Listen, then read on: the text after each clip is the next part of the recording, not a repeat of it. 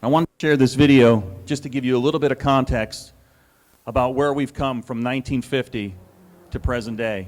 And then once we get into the presentation, we'll talk a little bit about where we're going from 2014 forward to 2050.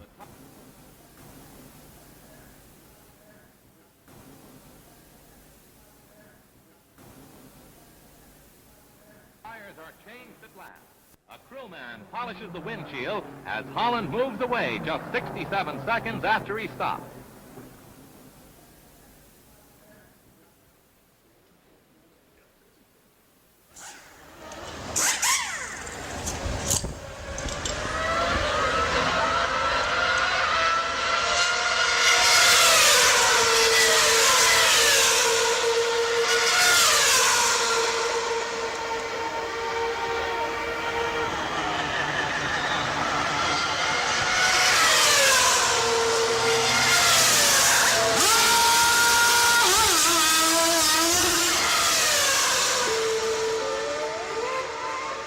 Well, clearly, the world has changed over the last 50 or 60 years, and it's still changing as we look around. And this is not just about bigger ships trying to do faster, more efficient pit stops here in the overall race of getting product to market.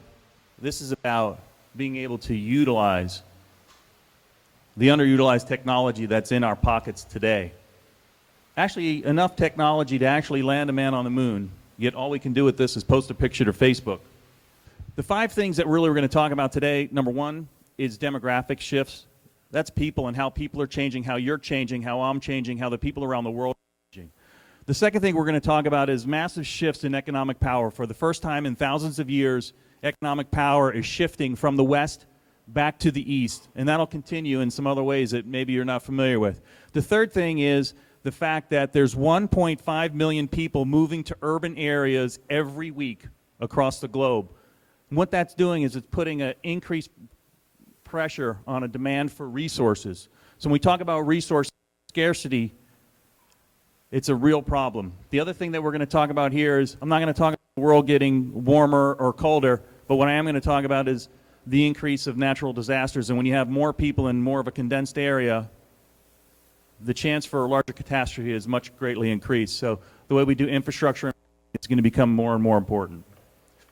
The last one we're going to talk about is technology and the impacts of technology that we're seeing today, but really just demonstrating that we're actually on the tip of the sphere for where technology has the opportunity to take us. During the first industrial revolution, it took the UK 100 years to double their GDP. The second industrial revolution, it took the United States 50 years. In the third industrial revolution, which we were just in the beginning of, it's taken China only 15 years to double their GDP.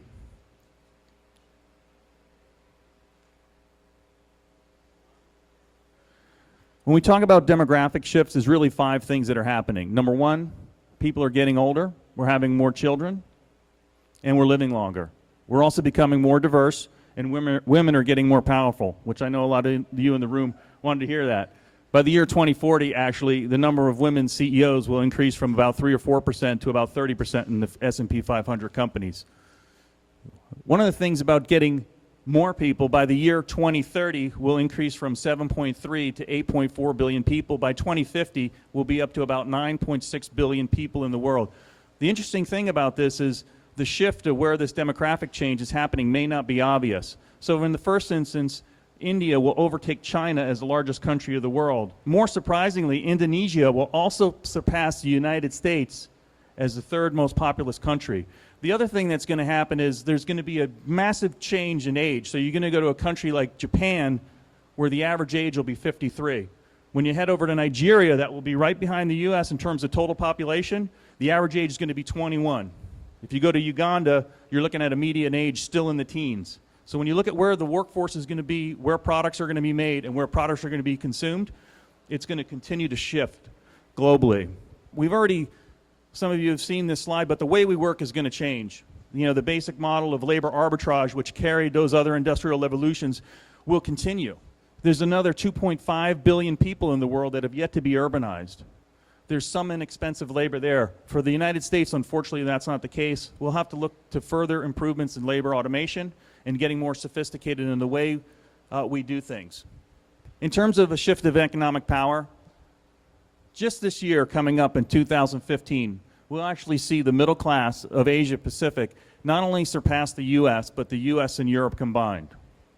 When we take a look at where the emerging 7 countries were, 20 years ago, they were a speck on the map. Now they're the size of Mercury. These are the emerging countries of Brazil, Russia, India, China, Indonesia, Mexico, and Turkey. When you compare them to the G7 of the developed countries, the United States, the UK, Japan, Italy, Germany, France, and Canada, they've caught up quite a bit. You can see from that last slide with the moons, if you could go back 1 second there, they're 2/3 the size of us. By 2050, those emerging countries will be double our size of the G countries. And there's another group of countries called the F7 countries, which are right on the tail, which will actually grow by 1/3 just in the next 5 years. Let's go to the next slide. We'll see consumer spending tripling in China and other places, and as India becomes, learns from these reforms, in Africa, where when we talk about population growth, 50% of the population growth is going to come from, it's going to put a big demand on resources and change the trading patterns that we see today. Let's go to the next slide.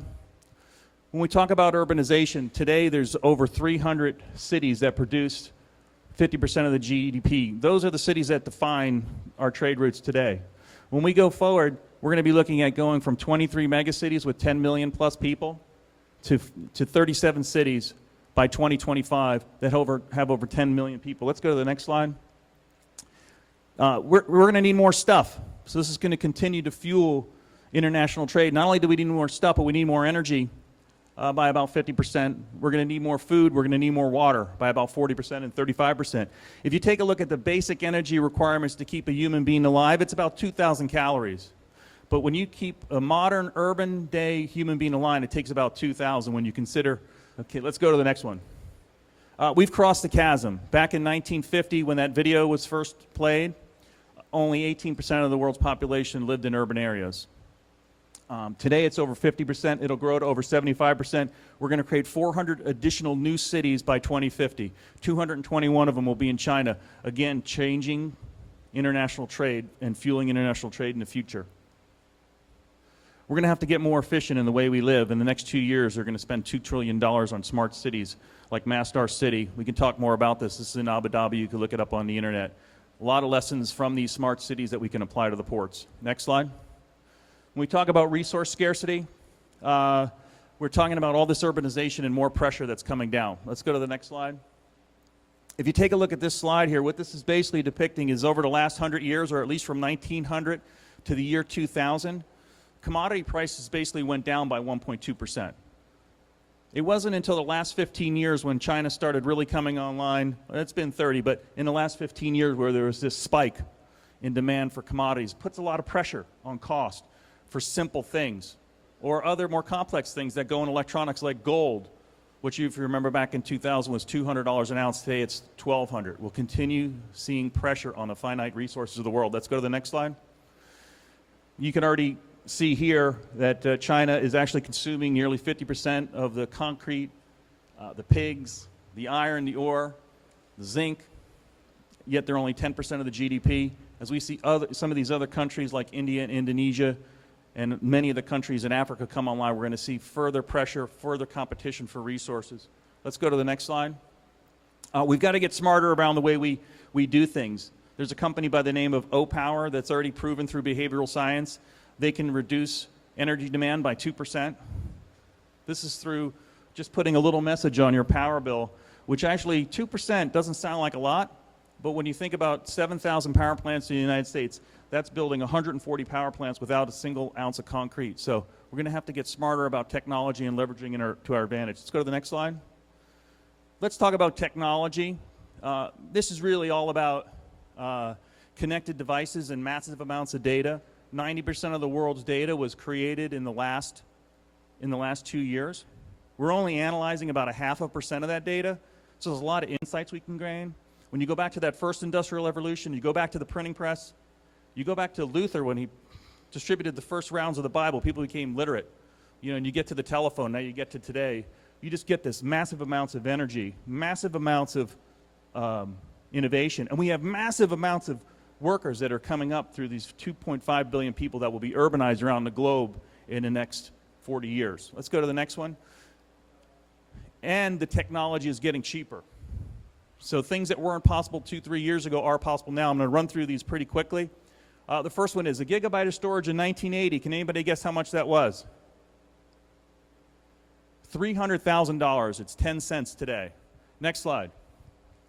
Talk about computing power. Just in the last 15 years or so, the price of computers has come down by 1,000%. Next slide.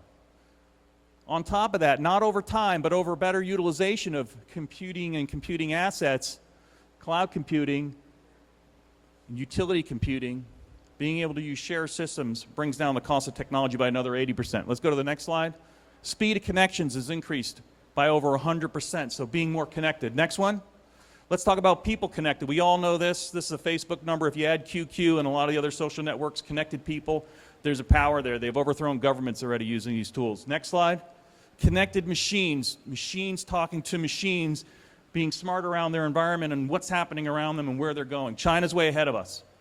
They've got 30 or 40 million connections, SIM connections, in every field, transportation, medical, whatnot. If you take a look at the 2014 Honda Accord that has a collision avoidance system, it's reduced insurance claims by 40%. You can go read this in the Highway Institute. Information's out there today. This is a collision avoidance, braking, and also moving out of your lane.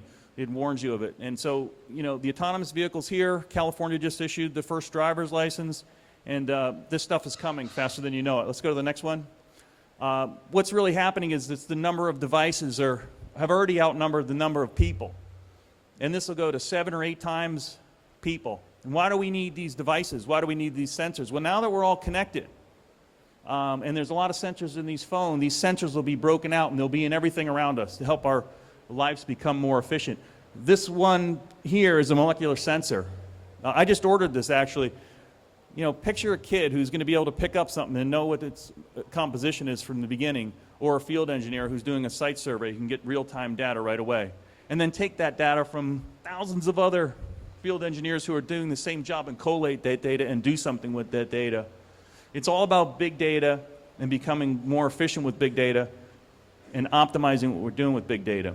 The other piece that I didn't really mention here in the demographic change, it's also about getting people to work together. And that's why I think events like this are so important, and people who have come down here to be together and talk together are so important. And for the Port of LA and for the Port of Long Beach, it's going to be about getting everybody working together, because at the end of the day, it's how fast can we make that pit stop? How green can we make that pit stop? What's it worth to the end customer if we can get them to market quicker than the competitor? There's a premium there, and there's premium pricing. And econometric modeling can help with that as well. Also out there today is turning thoughts into actions. And there's 100 other things, but I'm trying to stay within my 10 or 12 minutes, so I think we're done. I want to thank you all for your time. I know this was very quick and I'm rushed through it, but I'm going to be over here at the PwC booth with some other industry experts, and I'm happy to answer any of your questions throughout the day. Thank you all.